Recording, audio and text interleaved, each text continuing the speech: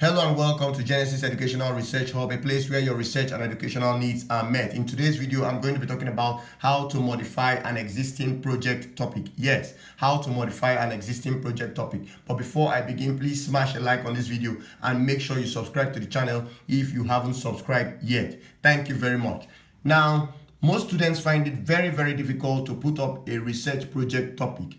And in order to save themselves the trouble, they go about copying projects that had already been written by someone else. That is very wrong. So what do you do even when you pick up someone else's project?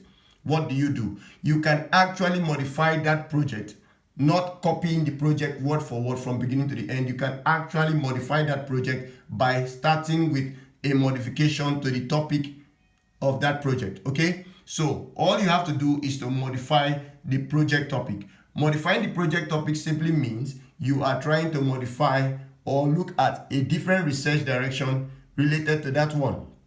So what do? I'm going to show you in this video simple steps to getting an existing project topic modified. So let us start with the first step. Step number 1, identify an area of comfort. So before you even pick up any work, before you start looking for any project topic at all, any previous work at all, please start with identifying an area of comfort in your own field.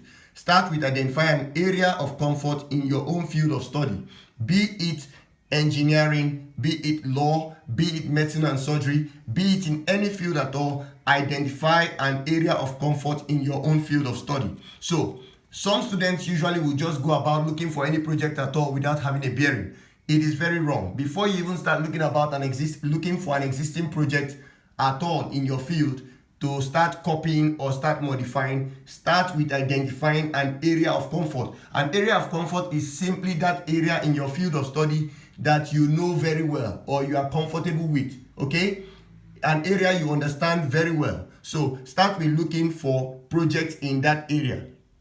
So you can only identify an area of comfort if you know that area to be an area you are comfortable with, okay? Now, that being said, let's go to step 2. So the next thing you have to do is to identify a current problem in that area of comfort. So I am trying to tell you this because you don't just go about looking for someone's project that is already in existence.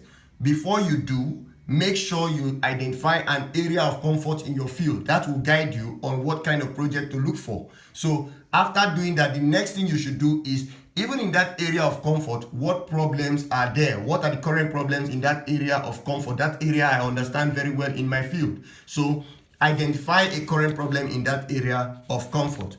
Number 3, search and review articles or publications in that area. So when you have identified the area of comfort and you've also identified the problems in that area, current problems in that area, the next thing you have to do is to start going online or looking at books or looking at publications, searching and reviewing articles or publications in that area based on the current problem, okay? There must be a set of articles or publications that have been written in that area of comfort of yours that are current, okay? So there must be. Please search for that area or search for those articles, search for those publications and review them. In trying to review them, your job is to look for certain things, and I'm going to show you in step 4.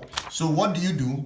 In step 4, in order to review the areas or the articles or the publications in that area of comfort, you have to now start asking questions that identify gaps. Gaps are those lapses or gaps are those limitations in the works you have reviewed, okay, that can be overcome. So what you have to do is to identify gaps in the reviewed publications. So in step 4, having looked at those areas or looked at publication in that area of comfort of yours based on current problems, identify gaps in the reviewed publications. For you to identify gaps simply means you have to answer these questions. What did those authors not do? So what did they not do? Okay? What did they not do in their own work is what you have to answer. Number 2, you have to answer where did they not touch or where did they not go to? Okay? So let's assume that a particular author wrote a work and that work did not actually do certain things that you can actually do. Then that becomes a clue on how to modify that existing work. That becomes a clue on what to do to that topic to make it a new topic or a modified topic. So your work has to be a research. Take note, and in a research, you research. That is, you search again. So it is not a problem modifying a topic, but how you go about it is what is wrong. So please take note, identify a gap in the review publications, and that can be done by asking trying to identify what they did not do. So ask yourself that question: what did they not do in their work? What did they not do in their work is one question you have to do or answer for you to identify a gap. The next question you can also ask is, where did they not touch? So there may be some areas in that problem area of yours that they did not touch. You have to touch it, okay? Another question you have to ask yourself is, why did they not do it? So these are the questions that will inform your next decision on how to identify the gaps, okay?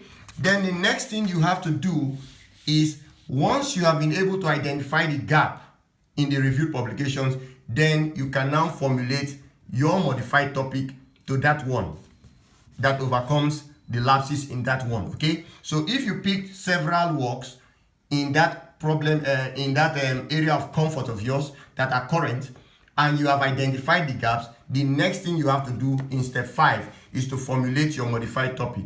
So formulating your modified topic, in formulating your modified topic, you must bear it in mind that your work must, your own topic must overcome the lapses. It must overcome the lapses of the publications you have reviewed, okay, for gaps. So it means that, number one, you must do what they did not do in your own work. Your work can continue their work, but must do what they did not do. Your work can continue their work. Your work must be an extension to their work, but must touch where they did not touch. Your work must continue their work, but must be or must cover where they did not cover. And your work must also answer what they could not answer. By so doing, you will be able to modify that research work. Now, the last thing you must do is to watch this video and subscribe to the channel. Thank you very much.